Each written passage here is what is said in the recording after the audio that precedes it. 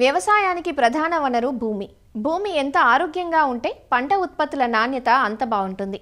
అయితే రైతులు మోతాదుకు మించి వాడుతున్న రసాయన ఎరువులు, మందులతో నేల జవసత్వాలు కోల్పోయి ఆశించిన ఉత్పాదకతను అందించలేకపోతోంది. క్రమంగా చౌడుబారిపోతోంది. మొక్కల పెరుగుదలకు పోషకాలతో పాటు సేంద్రియ కర్బనం ఎంతో అవసరం. సేంద్రియ కర్బనం తగ్గితే మొక్కల పెరుగుదల, దిగుబడి కుంటుపడుతుంది. అయితే ఇతర పోషకాలలాగా ఈ కర్బనాన్ని కృత్రిమ పోషకాల ద్వారా అందించలేం. సహజ పద్ధతులతో మాత్రమే సేంద్రియ కర్బనాన్ని పెంపొందించుకునే వీలుంటుంది.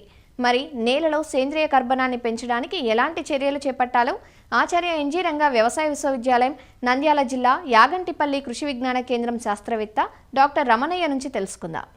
ఇటీవల కాలంలో రైతులు విచక్షణారహితంగా రసాయనికులు వాడి సేంద్రియ ఎరువులు వాడకపోవడం వల్ల నేల ఆరోగ్య స్థితి అనేది దెబ్బతింటుంది. ఇది ఎలా చెప్పొచ్చు అంటే, భూసార పరీక్షలు చేయించినప్పుడు నేలలో సేంద్రియ కర్బనం అనేది 1% కంటే ఎక్కువ ఉండాలి. అంటే 100 గ్రాముల మట్టి తీసుకున్నప్పుడు దానిలో 1 గ్రాము కంటే ఎక్కువగా ఉన్నట్లయితే ఆ నేల కొంతవరకు మనకు ఆరోగ్యంగా ఉండాలి అని చెప్పవచ్చు.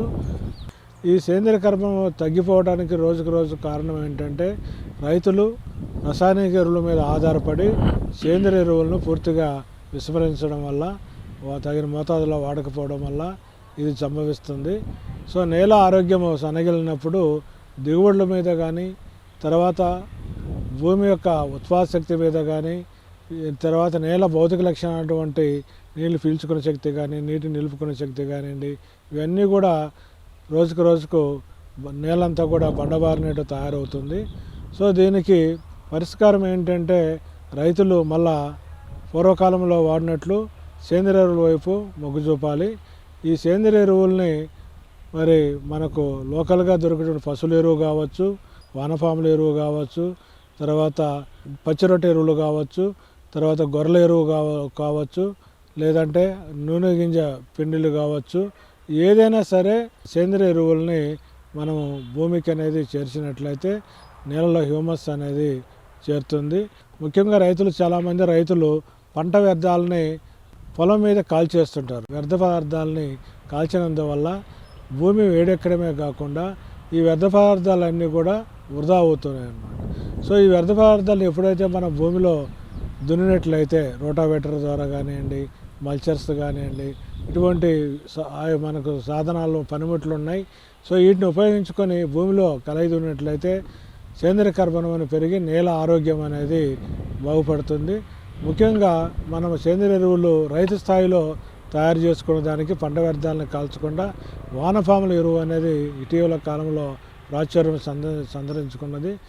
ఎంత వాడాలి అంటే వానపాముల ఎరువుని 1 ఎకరానికి వర్షాధార భూములకైతే 500 కేజీలు మొదలుకొని నీటిపారుదల కింద 1 టన్ను అంటే 1000 కిలోల వరకు కూడా వాడుకున్నట్లయితే నేల యొక్క ఉత్పాదక శక్తి అనేది పెరుగుతుంది. అలాగే పచ్చిరొట్టె ఎరువులను కూడా రైతులు ముఖ్యంగా వరి లాంటి పైర్లకైతే మనకు ఈ జూన్లో తొలకరి వర్షాల్లో ఇప్పుడు జీలు విత్తనాలు చల్లుకొని ఒక 40 రోజులు పెంచిన తర్వాత పూత టైంలో వాటిని దమ్ము చేసినట్లయితే, ఆ దమ్ము చేసిన తర్వాత 15 రోజులు మగ్గిన తర్వాత దాన్ని మళ్ళా మనము రసాయనిక ఎరువులు తగు మోతాదులో వాడుకొని పైరు నాటుకున్నట్లయితే దిగుబడి పెరుగుతుంది. నేల ఉత్పాదక శక్తి అనేది అంటే సేంద్రియ కర్బనం కూడా పెరుగుతుంది. ఎక్కడైతే పచ్చిరొట్టె ఎరువులను జిల్లాలో వాడుతున్నారో భూసార పరీక్షల ఫలితాలు తెలియదు ఏంటంటే, గత కొన్ని సంవత్సరాలుగా ఈ పచ్చిరొట్టె ఎరువులను వాడినందువల్ల భూమిలో కర్బన శాతము 1 నుంచి 1.82% వరకు కూడా పెరిగినట్లు భూసార పరీక్షల ఫలితాలు తేలింది. సో దీన్ని బట్టి ఈ సేంద్రియ ఎరువుల వలన నేల ఆరోగ్యము మెరుగుపడుతుందని మనము నిర్ధారించుకోవచ్చు. సో ఎక్కడైతే మనము ఈ పచ్చిరొట్టె ఎరువులను కానీ ఇవన్నీ వాడినప్పుడు వేసే నత్రజని ఎరువుల్లో 25% తగ్గించుకునే దానికి కూడా అవకాశం ఉంది. సో తద్వారా నత్రజని ఎరువుల మీద పెట్టే ఖర్చు కూడా తగ్గేదానికి అవకాశం ఉంది.